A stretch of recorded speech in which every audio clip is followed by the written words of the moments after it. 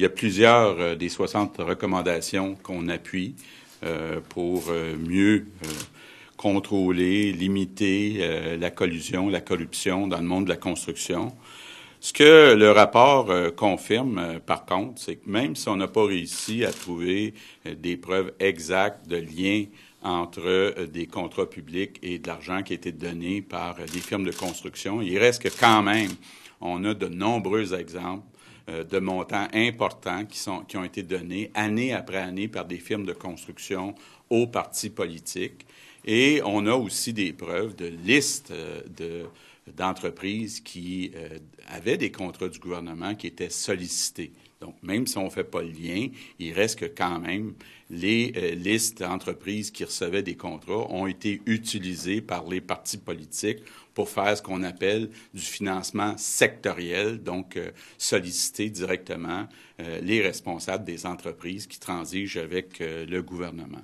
Évidemment que ça a amené beaucoup de cynisme dans la société. On peut dire qu'actuellement, il y a un lien de confiance qui est brisé entre les citoyens et le gouvernement. Il y a une apparence énorme de conflits d'intérêts où des firmes de construction financent à coût de millions de dollars les partis politiques et obtiennent des contrats du gouvernement.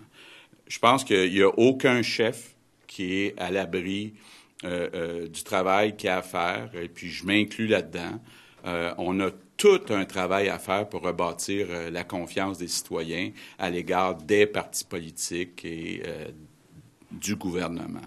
Donc, je pense que la première chose qu'on devrait faire, tout le monde, chaque chef de parti politique, c'est d'offrir nos excuses. L'ADQ, le PQ, le Parti libéral ont utilisé ce qu'on appelle le financement sectoriel pour solliciter de façon quasi illégale, sûrement inacceptable, des fonds d'entreprises de construction ou de génie. Donc, c'est pour ça qu'aujourd'hui, je tenais, comme chef de ma formation politique, là, qui est la CAQ, qui a fusionné avec l'ADQ, à m'excuser auprès des Québécois. J'ai demandé en Chambre, vous l'avez vu, à 3 reprises à Philippe Couillard de reconnaître ses torts, de reconnaître qu'il y a des erreurs qui ont été faites aussi au Parti libéral dans les méthodes de financement. Malheureusement, à 3 reprises, Philippe Couillard a refusé de façon très arrogante de s'excuser auprès des Québécois. Donc, je lui demande à nouveau, je crois que c'est important, si on veut être capable de tourner la page, que chacun des chefs, je le demande aussi à Pierre-Carl Péladeau, de s'excuser pour les méthodes inacceptables, indéfendables qui ont été utilisées dans le passé pour collecter de l'argent dans les partis politiques. Force est d'admettre, si on se fie aux réponses que les libéraux nous ont données tout à l'heure en Chambre, vous avez pu les entendre, que le PLQ refuse de voir la réalité en face. Depuis, le Parti libéral a prétendu devant la commission Charbonneau, c'est bien important, certaines choses, je les ai nommées lors de mes questions tout à l'heure en Chambre, et le Parti libéral du Québec a dit n'avoir jamais sollicité de financement auprès des entreprises, n'avoir jamais eu connaissance des pratiques auxquelles avaient recours les firmes de génie, entreprises de construction, que ni les errements de certaines personnes ou les stratagèmes utilisés par certaines firmes peuvent être attribués au Parti libéral, que les témoignages à la commission Charbonneau ne permettent pas d'établir de lien direct ou indirect entre le financement politique du PLQ et l'octroi de contrats publics lorsque le PLQ était au gouvernement. Cependant, si vous allez plus loin dans le rapport de la commission, on voit carrément des contradictions. On voit que la commission Charbonneau démolit l'argumentaire du Parti libéral.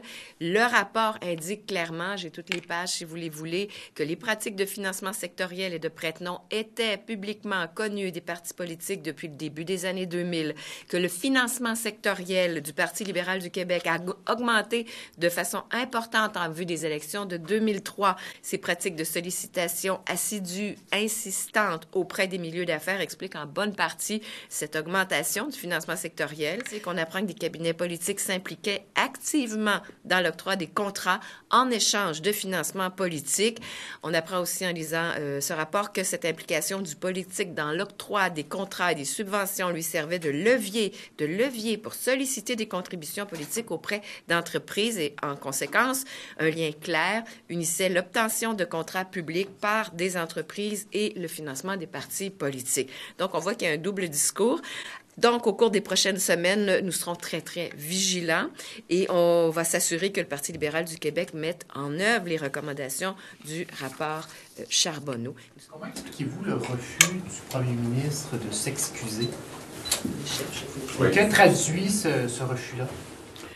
Je pense que c'est de l'arrogance de la part de M. Couillard. On le voit, là, il semblait avoir un malaise, en tout cas, ceux qui étaient présents là, au Salon Bleu. Je voyais qu'il avait pas l'air très fier de lui après ces 3 non-réponses.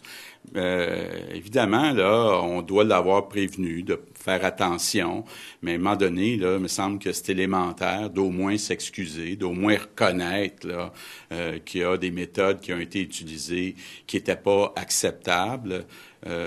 Faut lui poser la question. J'ai pas compris pourquoi il s'est pas tout simplement excusé. C'était pas lui qui était chef à ce moment-là. Comme moi, j'étais pas chef de l'ADQ à l'époque de ce qui s'est passé à l'ADQ, mais je pense qu'à un moment donné, si on veut tourner à la page, puis si on veut que les Québécois reprennent confiance, il faut au moins admettre nos torts.